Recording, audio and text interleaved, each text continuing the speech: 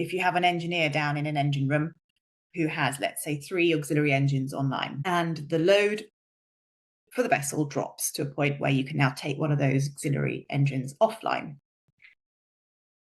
But it's also 10 a.m. MoCo time. So what is that engineer going to do? Are they going to start the process to take off that engine straight away? Or are they going to go and grab a cup of coffee whilst it's still hot in the mess with the rest of the crew first? It's only 10, 15 minutes. We all know as human beings that there's never one way that will always happen.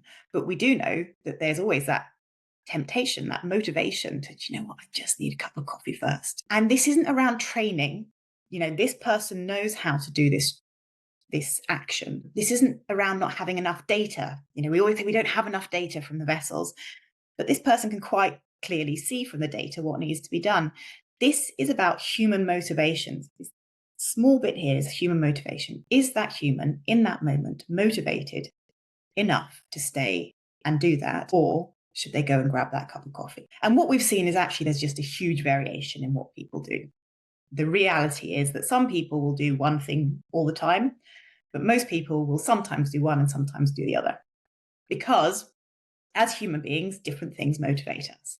And so that's where Signol sits. It's in that space. We try and give that person in that moment the motivation so that the priority is, actually, I'm going to be efficient in this moment. And I know I'm going to get rewarded for being efficient in this moment. And I know that it's important to be efficient in this moment. And that's where Signol sits. That's what we do. We deal with that.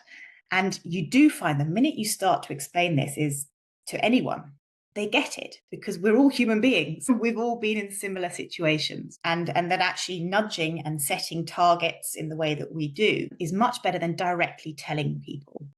Especially we find crew members, we find captains of aeroplanes and of vessels tend to react quite badly when being told directly what to do, because ultimately they're in charge of their vessel. If something goes wrong, they end up in prison.